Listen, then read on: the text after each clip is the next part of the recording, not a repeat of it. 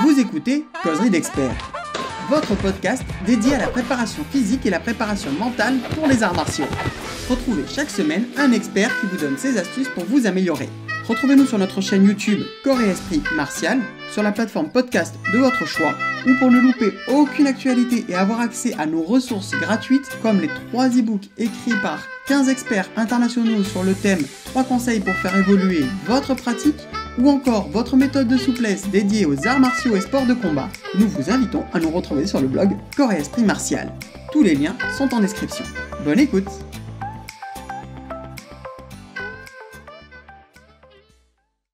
Bonjour à tous et bienvenue pour une nouvelle interview du blog Corps et Esprit Martial. Aujourd'hui, nous avons encore la chance d'avoir Kassem Zougari avec nous.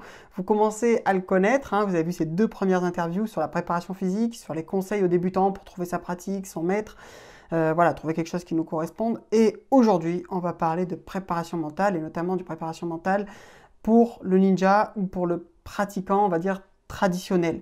Même si on n'aime pas trop le terme traditionnel, c'est un peu fourre-tout. Mais bon, vous avez compris l'idée. Bonjour Kassem, j'espère que tu vas toujours bien. Très bien, merci, ça va. En fait, je lui demande, mais bon, comme il fait toutes les interviews d'affilée, c'est juste pour que vous ayez l'impression que c'est un nouveau jour. Le pauvre. C'est toujours un nouveau jeu. Alors, la première chose, il y a plusieurs choses dont on a parlé et qui me font penser à cette question-là. Comment, tu disais, il faut toujours être prêt, faut toujours, on ne sait pas quand est-ce que ça va arriver. Et le moment où on va avoir besoin d'utiliser nos techniques martiales, il va falloir pouvoir switcher rapidement, passer en mode guerrier, entre guillemets, rapidement. Comment tu te prépares à ça, toi, dans ta pratique du ninjutsu? Je vais être franc avec toi, je ne me prépare pas à ça. D'accord. Et chercher à se préparer à ça, donc c'est assez. Parce que déjà, le fait de switcher, ça prend du temps. Au moment où ça arrive, tu n'as pas le temps de switcher. Ça, c'est indéniable. Tu es prêt ou tu n'es pas prêt. Et même le terme, tu es prêt, c'est assez difficile aussi à utiliser. Est-ce que tu es capable de faire face à la situation ou est-ce que tu n'es pas capable de faire face? Est-ce que tu as les capacités? On a des histoires encore aujourd'hui de nombreux entraîneurs, professeurs, athlètes de haut niveau qui, au moment où ça arrive, sont complètement bloqués, sont complètement immobiles parce que quand ça arrive, alors ça dépend à quel degré ça arrive, à quelle puissance ça arrive, mais l'histoire montre que l'être humain est aisément, on peut le surprendre facilement. Très facile d'être surpris. Comme on peut être surpris par un cadeau, par une gentillesse, par un gros mot, ou par un accident ou par un bruit. On tous, même le plus grand des guerriers, un truc qui explose, qu'est-ce qui se passe à l'armée, même les spécialistes, que ce soit des SEALs ou quoi que ce soit, ne sont pas. On est des êtres humains, avec tout ce que ça comporte. Je vais parler de manière historique, que ce soit Miyamoto Musashi, Yagyu, Tsukara Bokuden, Hisashi Isai, qui étaient des guerriers qui sont allés plusieurs fois sur le champ de bataille ou quoi que ce soit. Ils ont tous, ils ont eu bien sûr la peur, l'angoisse, les mains qui tremblent, etc., etc. Et c'est pour ça que très tôt, chez ces guerriers, il y avait une foi qui sera peut-être à l'origine, qui va être à l'origine de cette préparation mentale. Parce que le terme de préparation mentale, pour ces guerriers, à l'époque, au XIVe siècle, XVe siècle, et même dans d'autres pays, c'était, il y a un combat, on se jette dans la mare, tu tiens, bravo, tu survis, bravo, tu meurs, c'est que tu n'étais pas prêt. Si tu t'en sors, tant mieux, on verra si la deuxième fois tu te lances. Et on peut le voir, notamment quand on regarde de très très bonnes reconstructions historiques cinématographiques comme Soldat Ryan ou la ligne rouge de Field Red Line en anglais, etc., qui parle donc du débarquement ou de l'attaque des batailles du Midway. Au moment où ils arrivent, et ou même quand on regarde un film comme Le Gladiator, ils ne sont même pas encore arrivés, ils ne sont même pas lancés, il y en a qui pissent sur eux, il y en a qui ont problème. Et pourtant, parmi eux, certains sont entraînés, d'autres ne le sont pas. Il faut du temps pour pouvoir faire face. Première chose, il faut du temps. Première chose, c'est le temps. Souvent, on n'a pas le temps. Donc, pour ces personnes qui vivaient au XIVe siècle, XVe siècle, le temps, ça arrive, c'est tout de suite. Aujourd'hui, on a du temps. Et souvent, le temps est aussi le facteur faiblesse. Parce que comme on a du temps, on ne fait rien. On le fera demain. On laisse aller. Et voilà, on remet à demain. Voilà. c'est très difficile. Et en général, la personne qui dit qu'il faut être prêt, qu'il faut se prêt, qui se prépare et qui est toujours en train de s'entraîner, c'est peut-être la personne qui est la moins prête et celle-là que quand ça va arriver, ben voilà, elle dit ah ouais non, moi j'étais passif, je regardais. Bon, au début, il fallait une sorte de foi, une sorte de croyance qui permette de donner un peu de force, parce que la technique de combat en elle-même, c'est pas tout. Il faut quelque chose de l'ordre du psychologique, de l'ordre du spirituel, qui puisse aider. Hein, voilà. C'est pour ça que très tôt, donc dans les croyances, hein, donc il y avait soit donc la croyance qui était propre à une famille guerrière, hein, soit ils étaient dans le bouddhisme exotérique, ou le bouddhisme zen. Hein. Par exemple, pourquoi un guerrier pratiquait le zen? Pas parce qu'il voulait devenir moine. Loin de là, parce qu'il y avait quelque chose dans la méditation assise qui pouvait leur permettre de trouver un état de quiétude pour tuer rapidement. Il faut bien entendre ça, pour sentir et capter l'intention de tuer quelqu'un. Pour ça, il faut être complètement vide. Il faut un état d'esprit qui permette. Mais dans le fracas ou dans le choc de deux armées, là, ça se sent tout de suite, ça. Il faut être là ou pas être là. Et quelquefois même le propre partenaire, le propre collègue, soldat, peut être un problème pour soi. On peut même mourir à cause de lui, à cause d'un mouvement. Donc, comment être prêt? Je pense sincèrement qu'il faut deux choses. La première chose, c'est quelque chose qui définit l'individu, le pratiquant, à savoir sa vie, comment il est, son éducation, là où il a vécu et toutes les difficultés qu'il a rencontrées. Tout ça va façonner une grande partie de sa capacité d'adaptation. À ça va s'ajouter ce qu'il continue à faire dans la pratique. Par exemple, admettons, tu pratiques un sport de combat. Il y a le mot combat, mais il y a le mot sport. Alors certes, tu vas avoir des réflexes, tu vas travailler du sparring, tu vas travailler à donner des coups de poing, des coups de pied, mais il y aura des règles. Ce qui fait que tu seras prêt pour quelque chose qui va venir, mais de manière réglée. Là où tu vas frapper au visage avec un super direct qui va peut-être allumer la mâchoire, au moment où tu fais ça au gars, lui, il a rentré, il t'a pénétré avec un coup de couteau. Et tu le sens pas. Tu es sur l'adrénaline du moment, il n'y a pas de problème. Oui, mais lui, il a la mâchoire en l'air. Toi, tu as peut-être le foie des coups d'œil et tu vas peut-être perdre la vie dans la seconde qui suit. Donc, être prêt, c'est extrêmement complexe. Pour moi, être prêt, c'est savoir lire. Tu vois, quand tu dis en anglais « ready, are you ready ?» Donc, c'est le mot « read »,« to read ». Donc, savoir lire une situation.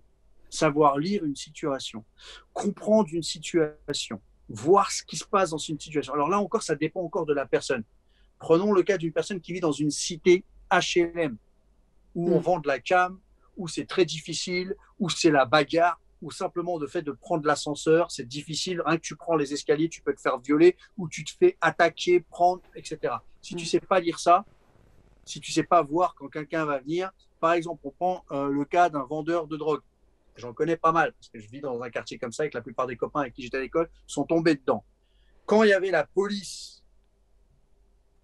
donc des gars sous couverture qui venaient pour leur dire est-ce que tu n'as pas à vendre ou quoi que ce soit, ils sentaient la flicaille venir déjà de loin. Prends un garçon qui a vécu dans une famille difficile, quelqu'un qui vit dans une favela à Rio de Janeiro ou au Mexique, ou qui vit dans des pays d'Afrique du Nord ou d'Afrique centrale ou en Afrique du Sud, où c'est extrêmement difficile, ou simplement le fait d'aller travailler ou de vivre en famille, c'est difficile. Ils sont préparés comment, eux? Ils sont préparés à l'habitude. Ils sont préparés à lire. Donc, il faut, normalement, toute technique de combat que tu pratiques, comme je te dis, va te formater et va te forger. Elle va te formater, elle va te forger et te conditionner. Si tu fais du jiu-jitsu brésilien, tu seras formaté en jiu-jitsu brésilien et tu comprendras quelqu'un qui fait du jiu-jitsu brésilien, pareil en judo, pareil. Voilà. Maintenant, si tu es formaté en quelque chose qui est non seulement ouvert à toute possibilité, mais te pousse à t'entraîner, à toujours être souple, à toujours pratiquer, à toujours être dans le don, à toujours savoir te regarder en face dans la glace, dans le miroir. À savoir que tu as des faiblesses, que tu as ci, que tu as ça, que tu as l'habitude quand tu marches, par exemple, quand tu marches dehors, ta première chose, c'est de regarder pas à droite et à gauche, mais déjà d'avoir en un coup d'œil une vision claire du nombre de personnes qu'il y a dans le champ de vision, le poids des personnes, qui est-ce qui est la plus dangereuse, etc., etc. Ça, par exemple, c'est le genre d'exercice qu'ils font dans ce qu'on appelle field operative, donc les agents de terrain, hein, pour au MI5, MI6, etc. C'est comment tu rentres, hop, on met des objets, on met plusieurs personnes, clac, on éteint la lumière, hop, en 1 minute, combien de personnes tu te retrouves. Donc, mémoire photographique. Première chose dans les arts martiaux classiques, première chose que tu lis dans tous les traités de stratégie militaire, de combat du 7e siècle jusqu'au 16e siècle, la première chose c'est Bujutsu niwa Senjo niwa Metsuke ga daiji. La première chose qui est très importante dans les arts martiaux, dans les techniques de combat ou sur les champs de bataille, c'est le Metsuke. Traduction, l'œil que tu colles. Donc, l'observation. Tu ne sais pas observer, c'est foutu. Tu te jettes par précipitation, c'est foutu parce que quand ça arrive, c'est soudain. Ça ne veut pas dire que c'est rapide, c'est soudain. C'est inattendu. Donc, il faut vraiment avoir déjà en tête, première chose, le risque zéro n'existe pas. Tu vas t'en prendre une, tu vas te faire couper, tu vas te faire planter, tu vas peut-être même assister à un viol et tu ne pourras pas bouger. Je suis désolé d'être cru, mais l'art martial, c'est faire face à la réalité. Et la réalité, elle est crue. La réalité, elle est directe. La réalité, c'est comme la vérité. D'ailleurs, la vérité n'est simplement qu'une émanation, n'est simplement que le reflet de la réalité. Elle ne fait pas mal. Elle n'est pas là pour te blesser. Elle est comme elle est. C'est sa nature. Tu l'acceptes, ça va. Tu vas avec elle, ça va. Tu veux aller contre, oulala. Voilà. Donc, c'est très difficile de parler de préparation mentale. Dans les arts martiaux classiques, dans les Densho, on parle de Shinpo. Je vais t'écrire tout de suite. Le Ho, c'est le même de Nimpo. C'est le même de Ho-Ho. Voilà. Shinpo. Alors, Shin Kokoro encore, hein, le fameux Shoshin. Hein. On en revient toujours à ça. Hein. Et Ho, Nori, qui est un caractère qui s'utilise dans le bouddhisme, hein, qui veut dire la voie du bouddhisme, donc la voie de Bouddha, c'est-à-dire donc le dharma. Donc c'est comme si tu parlais de la jurisprudence en islam, de la théologie, donc quelque chose de très gros, très lourd, d'un point de vue sens, c'est lourd, hein, des mots lourds de signification, comme les armes sont lourdes de signification. Comme le combat, c'est lourd de signification. Comme le choix a des conséquences qui peuvent être lourdes. Donc, Shinpo, littéralement, ça voudrait dire la loi du cœur. Donc, c'est vrai que quand tu traduis comme ça fait un peu ta fumée, tu pratiques, voilà, bien, ouais, c'est zen, c'est zen, tu vois. Alors que zen veut dire méditation. Enfin, Shinpo, dans le Heiho Kadensho écrit par Yagyu Munenori en 1630, pareil un peu plus haut, Kamizumi Senokami quand il écrit le Kagemoku Roku en 1566 je crois, et pareil dans le Gorin no Sho, le Shinpo c'est tous ces détails de l'esprit, de la psychologie. Et qu'est-ce qui t'explique dans les textes? Donc là on parle de gens qui ont tué, qui ont été dans le champ de bataille, qui ont planté des sables, des lances, etc., qui ont vu le sang, qui ont senti. Ils te disent que c'est dans la pratique de la technique. Donc, je pense, pour un guerrier, et c'est ce que disaient les Yagyu, c'est ce que disaient tous ces guerriers qui ont connu le champ de bataille qu'on ne connaîtra pas et j'espère qu'on ne fera jamais, c'est continue à pratiquer et essaye d'avoir une certaine tension dans ta pratique, c'est-à-dire d'être là, d'être ouvert, d'être présent. Mets de la musique, bon ça c'est pas lui qui le dit, ça c'est moi qui le raconte. Mets de la musique, travaille quand il fait froid, travaille quand il fait chaud, porte des choses qui t'enlèvent de ta zone de confort. Fais des choses qui sont contraires à ce que tu as l'habitude de faire. Ne choisis pas ce qui est facile, sois toujours dans ce qui n'est pas confortable. Et tu enseignes à ton corps à prendre des choses qui ne sont pas confortables, des choses qui ne sont pas sympas pour l'esprit. Et petit à petit, ton corps apprend à faire face, de la même manière qu'il fait face à un virus, comme c'est le cas aujourd'hui. Donc le Shinpo, la loi du cœur, la loi de l'esprit, c'est tous ces détails qui vont t'amener à être ouvert à ce qui va venir, à accepter ce qui va venir. Tu n'aimes pas le combat, bah, tu vas devoir y faire face. T'es bon de la droite, eh ben, travaille ta gauche. C'est-à-dire être toujours dans l'opposition de ce que tu aimes faire.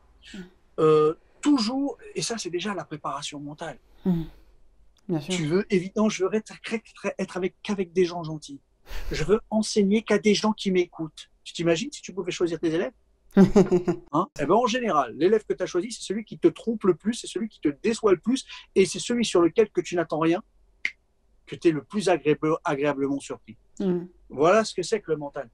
La dernière phrase de Kamizumi Senokami dans son Makimono, écrit en 1566, qui s'appelle le Kagemokoroku, il écrit Manabumono wa doryokuseyo doryokuseyo. Et il appuie 2 fois sur le terme à la fin. Ceux qui étudient doivent redoubler d'efforts, doivent toujours redoubler d'efforts.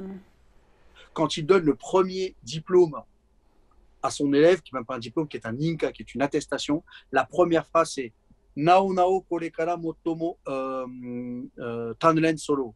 Hey, you. C'est comme ça que je dirais, hey, toi, attention, dorénavant, tu dois travailler, pratiquer, te conditionner davantage. En général, quand on reçoit un diplôme, c'est pas ça. Hein. C'est tu tu t'assois, tu fais la fête, ça y est, c'est bon. Non, pas là. Et ben voilà la préparation mentale. La préparation mentale, c'est une préparation qui n'est pas une préparation. C'est quelque chose qui doit se sentir tous les jours. C'est dans la pratique, c'est dans chaque mouvement, que tu pratiques du sable, du bâton, du corps à corps, des coups de poing, des coups de pied, que tu regardes quelqu'un, que tu sois dans le métro, que tu vas à l'école, que tu vas enseigner, comment tu vas parler avec ton directeur, tes collègues. C'est de la préparation. D'accord, je comprends bien, ouais. C'est ça. très très intéressant. Pas forcément évident à mettre en place, mais très très très oui, c'est pas intéressant. évident. Tu sais, il y a des termes comme Heijōshin, Mushin. Tu crois que ça vient d'où, ça? Ça vient de là. Mushin, bien sûr, c'est un terme qu'on trouve dans le bouddhisme, mais avant ça, tu as le terme de Heijōshin. Alors, Heijōshin.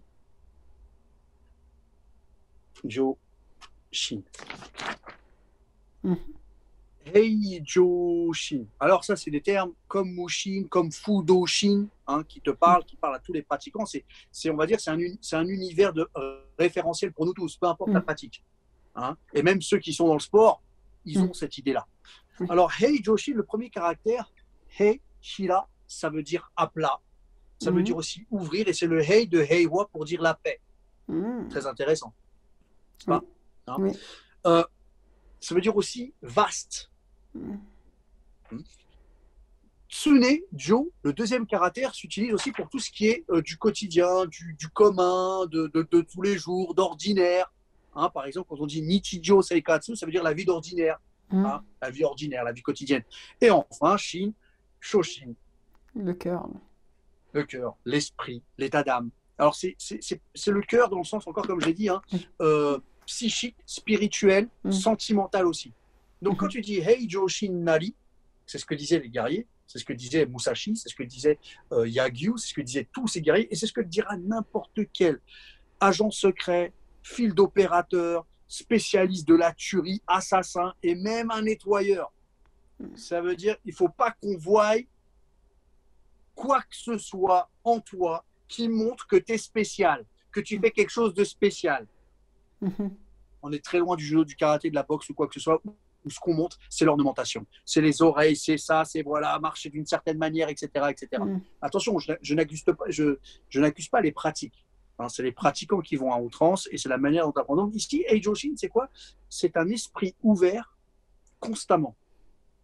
Et Dieu sait qu'on est ouvert constamment. Il y a des moments, tu sais, on fait des conneries, on ne sait pas quoi. Tu sais, quand tu te cognes parce que tu n'es pas là, voilà, tu es ailleurs, bah, c'est une forme d'être ouvert. Voilà. Et plus tu pratiques ce sentiment, le fait de pratiquer la prière, par exemple, le fait de pratiquer la méditation, le fait de pratiquer plusieurs types de méditation, c'est d'essayer de. Pourquoi avec la respiration? C'est pour apprendre à se calmer.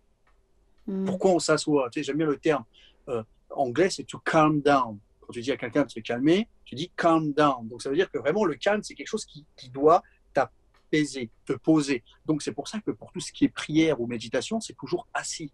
Mais il faut s'asseoir correctement.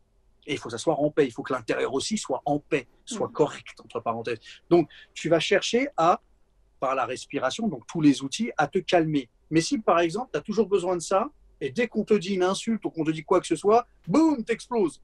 Il faut arrêter de prier, il faut arrêter de calmer. Non, je dirais il faut peut-être redoubler la prière, redoubler la méditation et faire attention à sa bouche, travailler sur soi, avoir vraiment une patience contre soi et avec soi et une certaine discipline de la patience.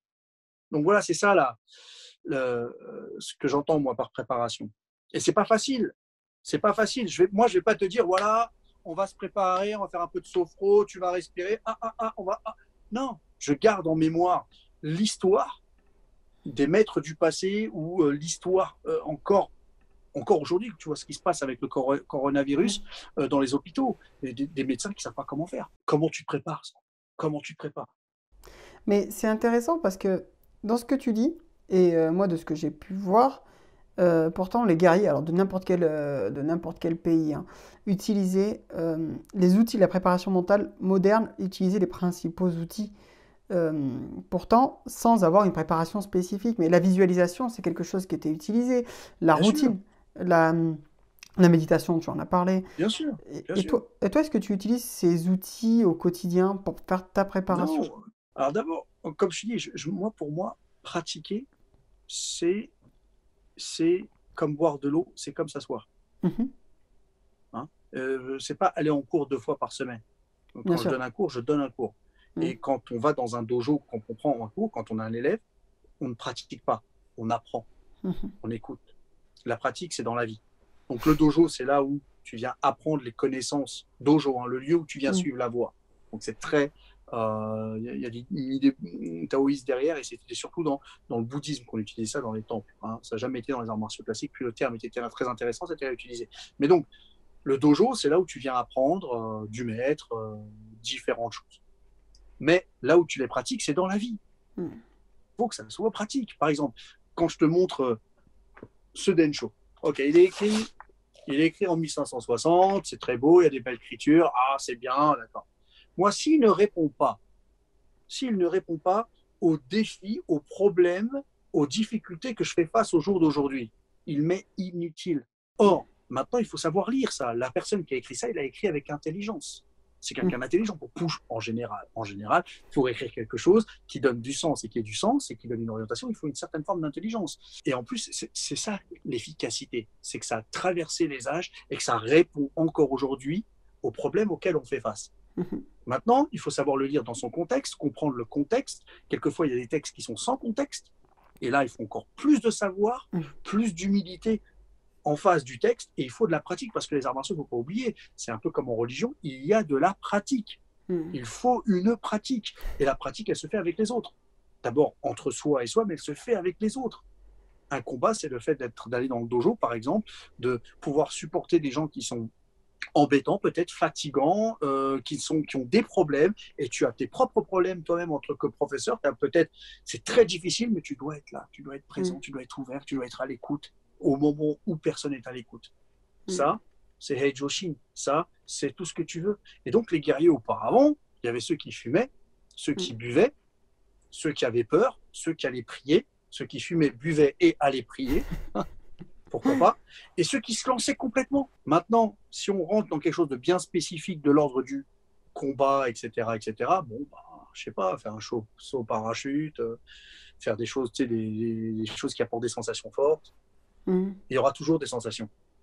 C'est Oui. comment on arrive à contrôler ces sensations et à leur dire, pas maintenant, pas tout de Mhm. suite, taisez-vous à cet instant-là.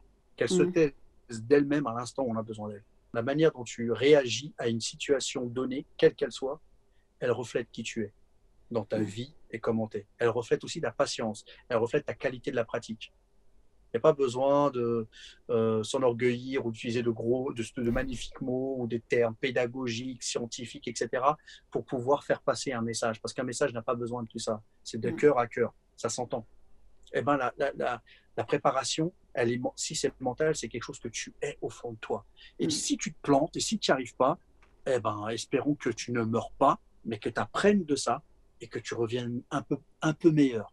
Mhm. Voilà Merci. pour moi ce que c'est que la Mais préparation mentale. c'est très très intéressant et très pertinent, je te remercie. Il y a une autre question, tu as parlé de Shingitai par exemple. Euh, est-ce, souvent on dit que l'esprit prédomine le reste en cas de combat, en cas de confrontation, et que le corps et la technique sont là, mais sont moins importants, que c'est l'esprit qui dominerait tout ça. Est-ce que tu es d'accord avec cet avis-là, que l'esprit est plus important que le corps et la technique? Oui et non. L'esprit, il a besoin d'un corps, Hmm, il a besoin d'un cœur, il a besoin d'amis, il a hmm, besoin d'une cause. Un esprit tout seul, d'ailleurs, si vous en voyez un, envoyez-moi un message.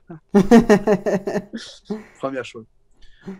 Le corps, pareil, le corps tout seul ne fait rien, la technique tout seul, c'est rien. Il faut que ces trois choses, elles ont chacun leur place et elles se complètent. Bien entendu, quelqu'un qui a un corps musclé, costaud, qui a une très bonne technique, mais qui n'est pas courageux. Quelqu'un qui n'est pas physiquement impressionnant, qui n'a pas une super technique, mais qui est là à n'importe quelle heure de la journée et qui n'a pas peur d'être le premier à se lancer. Donc voilà, quoi. Quelqu'un qui, techniquement, il est magique. Magique. C'est Michael Jackson, c'est Usher. Il danse, il bouge les trucs, il les jette, tac, tac, tac, tac. C'est Zatoichi, tu vois. Pour lui, sa chance, c'est qu'il était aveugle, donc ça passe. Voilà. Mais qu'au moment où il est simplement avec quelqu'un qui fait du sparring et simplement il impose son rythme et il perd toute chose. Voilà, quoi. Pour moi, tout va ensemble.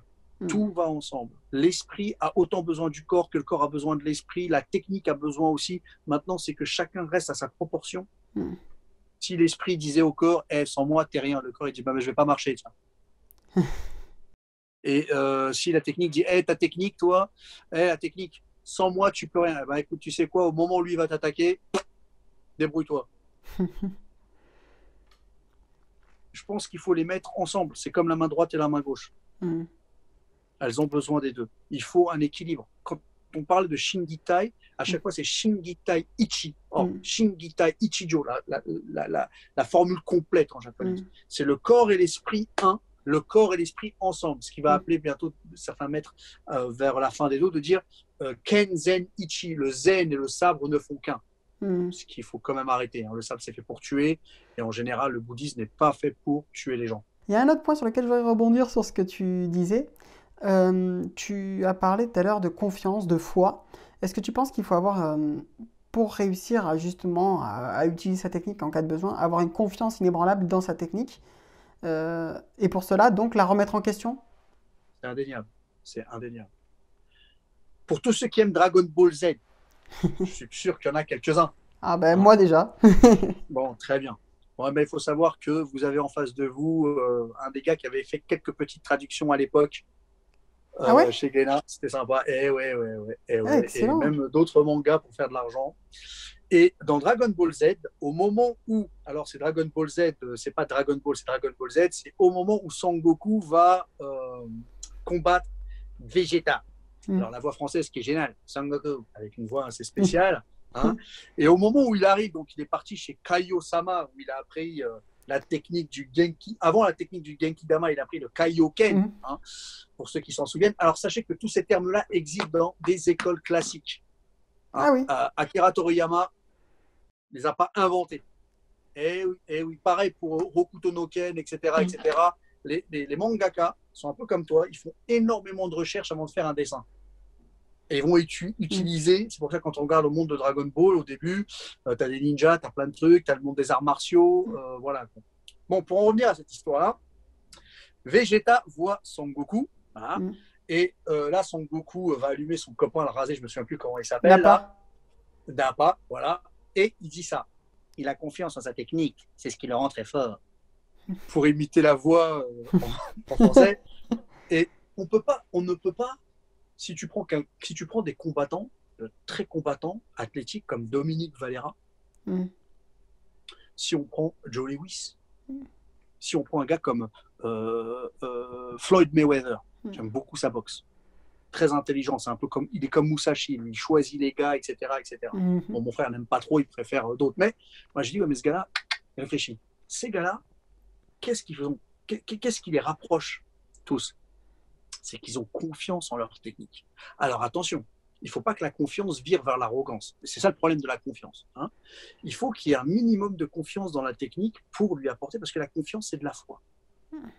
Et elle se base sur quoi? Sur une patience à la pratique, une patience dans la pratique, une patience avec le temps, dans le temps. Donc la pratique avec le temps, dans le temps. Un respect du temps, prendre son temps. Dans un monde aujourd'hui où tout va vite, où on veut vivre vite, tout se fait vite. C'est l'une des différences Hein. Et tu vas, en répétant la technique, d'une manière intelligente, donc avec une certaine conscientisation, c'est le terme qui peut s'utiliser en français, hein, une certaine conscience profonde de la pratique, une répétition vivifiante.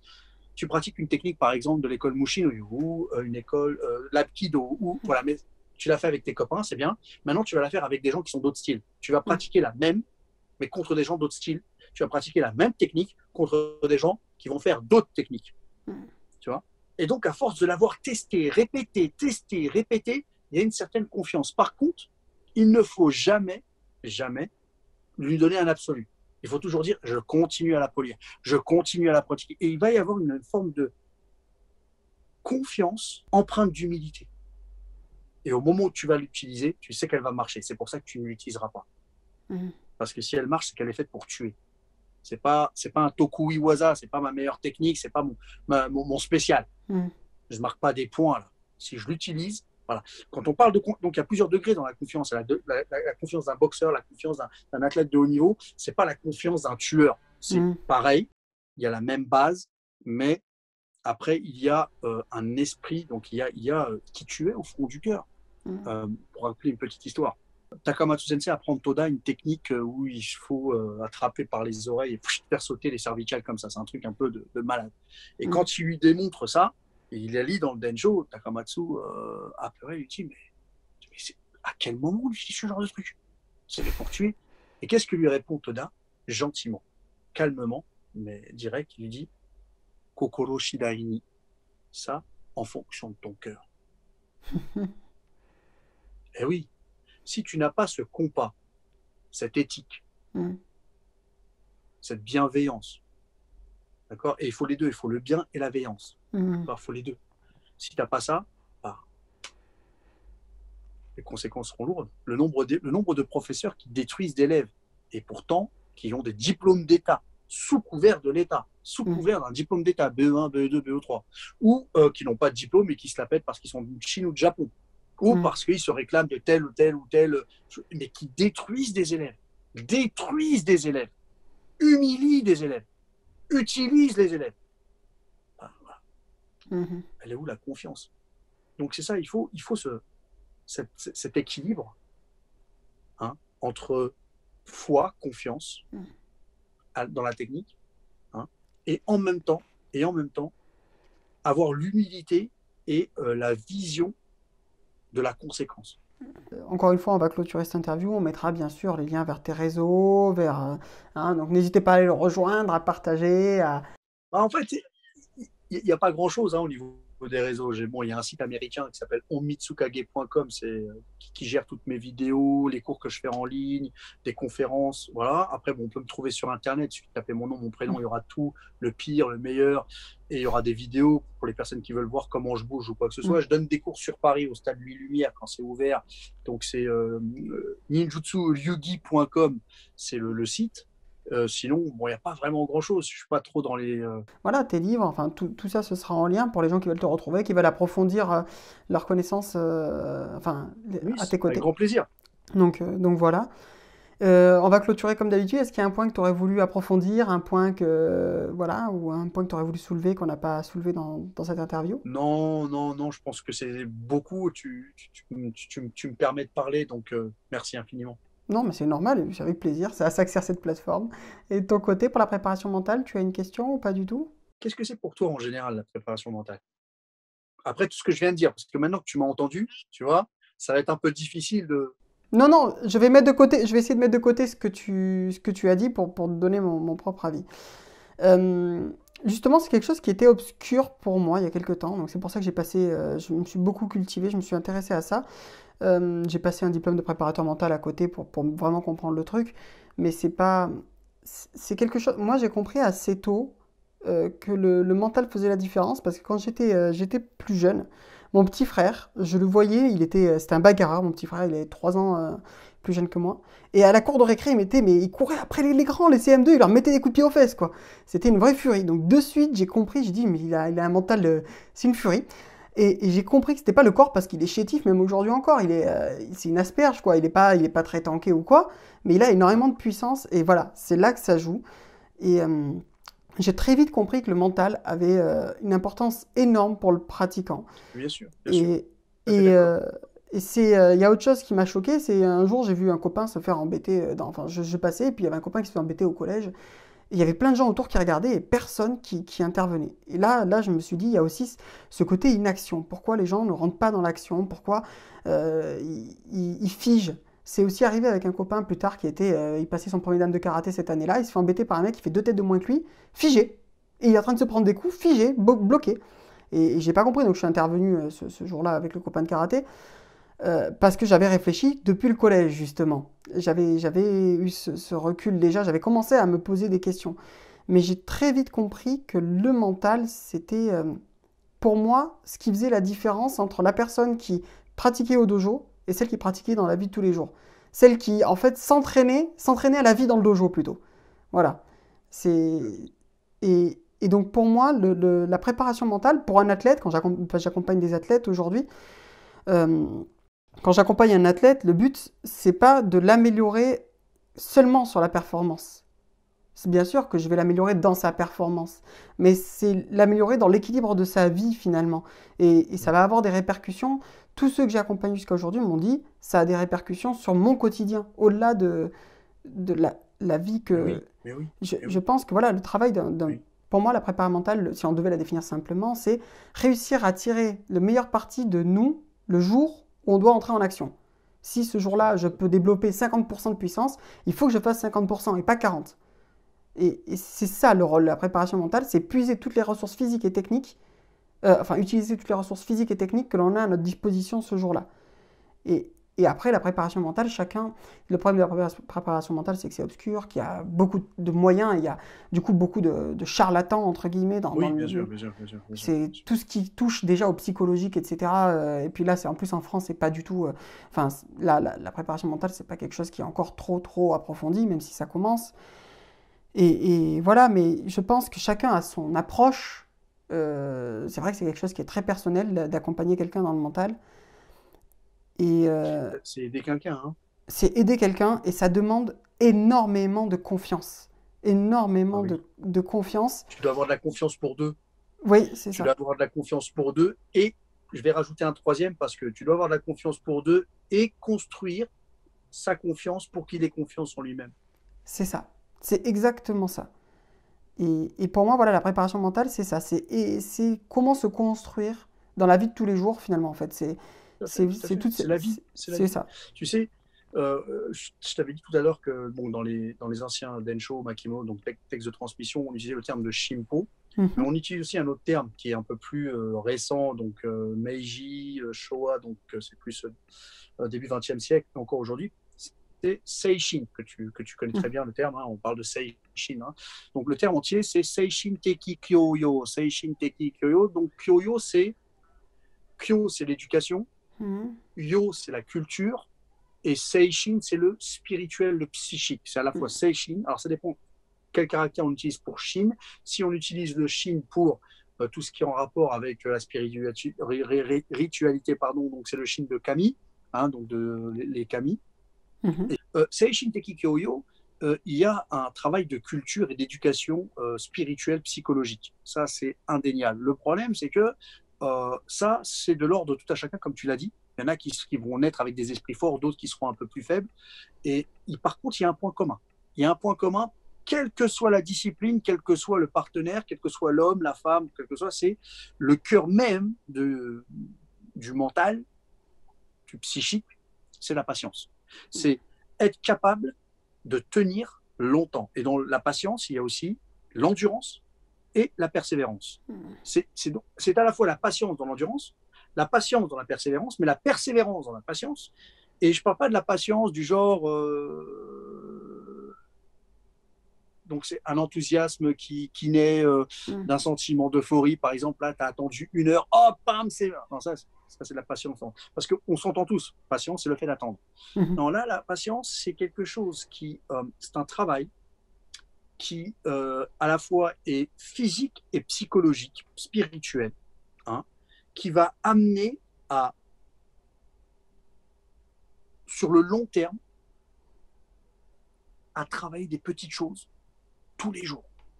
tous les jours. Donc, c'est un travail à petite échelle qui se fait tous les jours, sur soi, avec soi. Et il faut du temps. La patience va avec le temps. Le contraire de la patience, c'est la précipitation. Et tu peux même ajouter ça à l'efficacité. L'efficacité, ce n'est pas de la précipitation. La précipitation, et beaucoup pensent vitesse, précipitation. Non, il faut du temps. Oui, et le premier terme que tu apprends dans les arts martiaux classiques, c'est le ma-ai. Donc le ma, qu'on traduit par la distance. L'autre lecture du ma, c'est le temps. Donc, et la distance, c'est quoi? C'est le temps. C'est la chronométrie, c'est beaucoup de choses à la fois. Donc, je pense que le fait de travailler, de cultiver la patience, porté par la persévérance, le tout dans l'étude de l'endurance, c'est quelque chose qui va travailler le mental pour passer toutes les difficultés. Et plus que le combat, hein, parce que le combat, c'est 1 seconde, 2 secondes, après c'est fini. Il y a des choses qui tuent, il y a des choses qui sont des combats d'une vie. Et la vie est un combat, tout le monde le sait. Oui, donc, c'est très bien. Merci pour ce que tu viens de dire, parce que ça m'a rappelé tout ça. Mais non, mais merci à toi de rebondir, d'enrichir. Voilà, c'est le but de ces interviews. Et puis merci pour tout. Donc on remettra en lien, bien entendu, je vous le redis, hein, c'est tout ce que vous pouvez trouver que Kassem voudra bien nous donner. On vous mettra tous les liens vers ses conférences. Voilà, vous pourrez vous nourrir de ces savoirs. Et puis on vous retrouve très vite pour une prochaine interview, cette fois dédiée aux armes. On vous en avait parlé dans la dernière sur la préparation physique. Cette fois, on va parler donc de l'utilisation des armes dans sa pratique et quelle est l'utilité de cette pratique des armes. Merci beaucoup, Kassem. Merci. Tchoubaï. Merci d'avoir écouté Causerie d'experts, votre podcast proposé par le blog Corps et Esprit Martial. N'oubliez pas que si l'on crée le contenu, c'est vous qui le faites vivre. Si vous avez aimé les conseils de cette interview, n'hésitez surtout pas à partager, liker et commenter pour qu'un plus grand nombre y ait accès. Si vous écoutez ce podcast sur une plateforme qui le permet, nous vous invitons à vous abonner et à activer les notifications pour ne louper aucune sortie. On vous dit à très vite, tchoubaï.